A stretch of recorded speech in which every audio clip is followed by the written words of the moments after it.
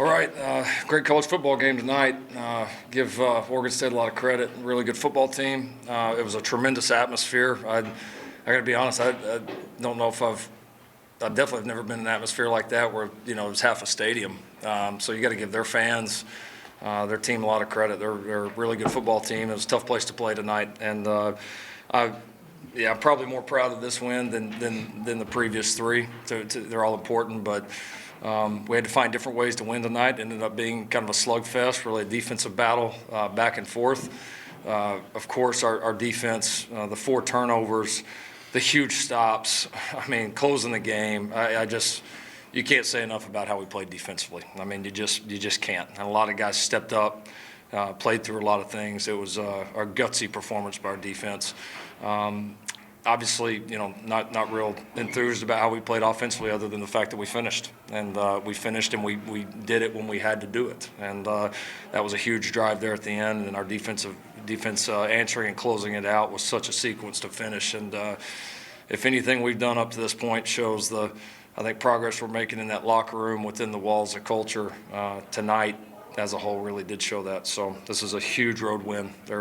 Road conference wins are gold. I've heard me say that multiple times, and we found a way, and it feels damn good. What do you attribute Caleb's struggles to, and also his poise though on that final drive? Yeah, didn't get off to a great start. We just kind of had trouble seizing momentum. Give them credit. Certainly, they made some competitive plays and made things tough on us. And then I thought at times we had some just routine things there, whether it was calls, whether it was throws, whether it was catches that we just did not do to the level that we need to. So I got to be better for the offense. We got to make more routine plays. We obviously got a lot to correct and a lot to work on. Caleb Williams struggled a lot. You were on the sideline talking to him. What did you tell him? How did you get him out of his phone? Just that we've been there before. It's these games you can't. Everybody wants to define like how they're going to go before the game's ever played, right? And you just got to go play. And some days you're not going to be at your best. Some things are not going to go your way. And how you respond in those moments is what separates you. And I just reminded him we'd been in a few of these when he was younger. And we talked a lot about throughout the offseason and going into this season about how we wanted to handle it. And, him doing what he did and our guys, it's not just him, obviously, but our offense doing what they did on that last drive showed a lot of grit and determination to match what we were doing on the field defensively. Are victories like this sometimes even more meaningful than maybe the way the first three went? 100%, because you just, if everything's rolling and you go separate, that's awesome. And obviously we'd love for that to happen every week, but that's not college football. Like it just doesn't happen like that all the time. And you're either, how many times do you see a really good team go in and get upset or beat in a tough road atmosphere like tonight? It happens all the time, but that's where you separate yourself. The really great teams find a way no matter what the circumstances, and we found a way tonight. Christian, Oregon State's defense surprised you a little bit tonight? I don't know they really did anything. I haven't seen the tape yet, but I don't think they certainly didn't come out in a new defense or anything like that. There was a wrinkle here or there, but they were minimal. They played hard. They're a very experienced group. They took advantage of some of our mistakes. So, no, they're a good defense. They didn't surprise me. Eric, the defense came up with several fourth-quarter stops. What was critical in getting those turnovers and those stops tonight? Well, just doing our assignment. Everybody on the same page. Like I said, a lot of the times, there's a lot of self-inflicted issues. So just doing our assignment, making sure everybody on the same page. And, Coach Riley showed us the numbers of how we are when we're on the same page. So, I think that's really give us a lot of confidence to make sure we're doing the right thing. Eric, when the offense is struggling a little bit, how much did the defense today kind of take that on their own shoulders? There's no nerves. We got a lot of special people on the team, and I'm not worried about the offense at all. She got us leading it, so I wasn't worried about the last drive. Wasn't worried about when we were down. I knew, like I said, it's game-defining moments. This is a game that defines not just USC, but just how we are as a team. Us sticking with each other and playing hard. Travis, what was Caleb like down the stretch? That mentality and composure and everything? Oh, he was super composed. He was ready to go after it, put the ball in the end zone. You did not for 1 second think that he was somewhere else or his mental was somewhere else. You knew that he was going to get it done. Travis, third straight 100-yard game for you. What did you see out there that was you know, my old linemen were just, you know, doing their job to a T, and it allowed me to get through those holes. You know, so all credit to my old linemen for all 3 of those games.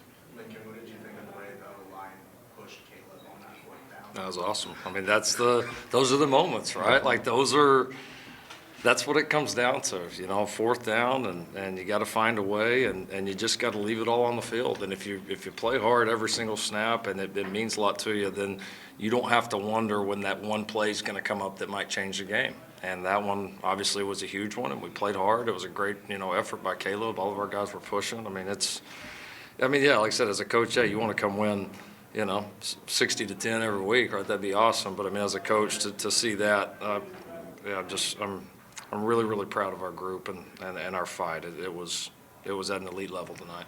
Defensively, it feels like every week we're kind of in the same situation where it's like, can you keep, you know, getting takeaways? But it seems like now it's kind of become routine for the defense to get big takeaways. What do you attribute that to, and how sustainable maybe that is going forward? It's always sustainable because, like, each game's its own thing, right? The previous game doesn't know that you've got turnovers in that game, right? You know, it's just about the next opportunity. And right now, we're taking advantage of it. We're playing really hard.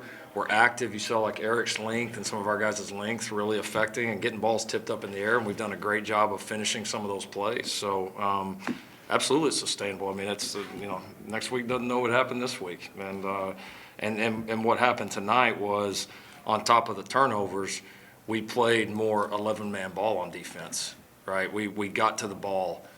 We did not have nearly, I guarantee you, without watching the tape, we had significantly less busts in this game than we've had in the first couple. So we made progress. And when you turn the ball over and you play sound, you're going to have a night like we did tonight.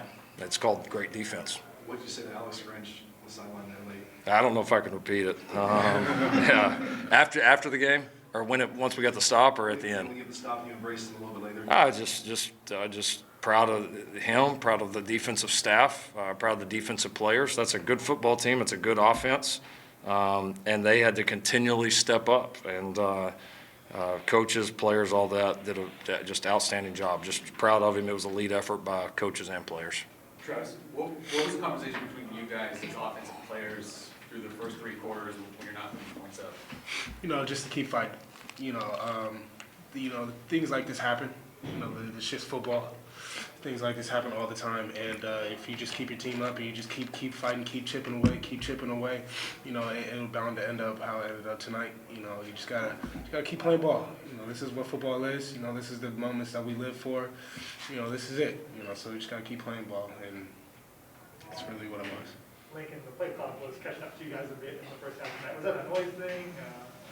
Getting the plays and things? Yeah, noise was a little bit of a factor, and then I thought there was just some things operationally from us that we got to be more efficient with. We wasted some unnecessary seconds there that just have got to be coached and executed better. And yeah, definitely the noise was a factor. I mean, that's, you know, I don't know that you anticipate coming into a stadium that's only half available that's going to be like that. But again, credit to their crowd, and obviously something that we got to handle better because we're going to be in other noisy environments.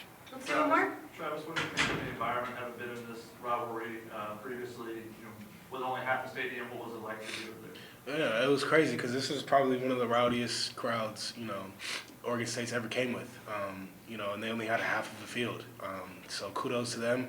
They were really out there with the energy. It was really fun. It was really fun out there, you know, to hear that crowd and be on that field, you know, and try to quiet it down a little bit. Thank you, gentlemen. All right. Thanks, guys.